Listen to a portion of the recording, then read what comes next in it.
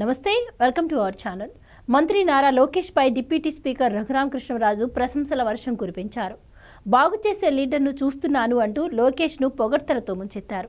ఇంతకీ రఘురామ్ ఏమన్నారంటే, వ్యవస్థలు బాగుపడాలన్నా నాశనం కావాలన్నా నాయకుడే ముఖ్యం. నాయకుడి వ్యవహార శైలి మీదే వ్యవస్థ ఆధారపడి ఉంటుంది.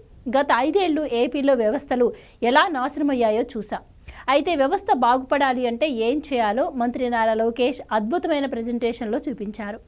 నేను కామెంట్లు చేయటం తప్పితే ప్రశంసలు ఇవ్వను, కానీ మీరు ప్రజల మనసు దోచుకున్నారు అనడంలో ఎలాంటి సందేహం లేదు అన్నారు రఘురామ.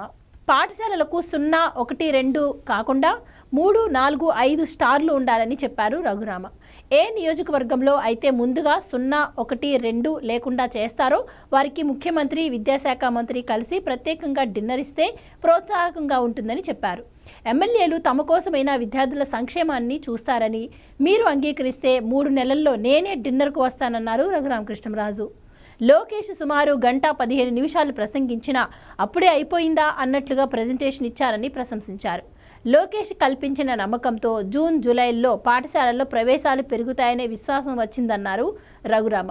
ఇక పాఠశాల విద్యాశాఖకు 31,805 కోట్లు, ఉన్నత విద్యాశాఖకు 2,506 కోట్లు, నైపుణ్యాభివృద్ధి శిక్షణ శాఖకు 1,229 కోట్లు, సమాచార సాంకేతిక ఎలక్ట్రానిక్స్ కమ్యూనికేషన్స్ శాఖకు 534 కోట్ల మంజూరుకు సభ ఆమోదం తెలిపింది. సభలోని సభ్యులే కాకుండా సభకు రాకుండా టీవీల్లో వీక్షించే శాసనసభ్యులు కూడా కాదనలేని విధంగా ప్రెజెంటేషన్ ఉందని పరోక్షంగా వైసీపీ ఎమ్మెల్యేలను ఉద్దేశించి స్పీకర్ కామెంట్ చేశారు. విద్యార్థి అసెంబ్లీ అనేది చాలా ఆసక్తికర విషయం. అప్పుడు మేం కూడా వచ్చి పైన కూర్చొని చూస్తాం. విద్యార్థుల నుంచి నేర్చుకోవాల్సింది కూడా ఉందంటున్నారు రఘురామ. ఏడాదిలో కనీసం 60 రోజులైన అసెంబ్లీ పనిదినాలు ఉండాలని సూచించారు.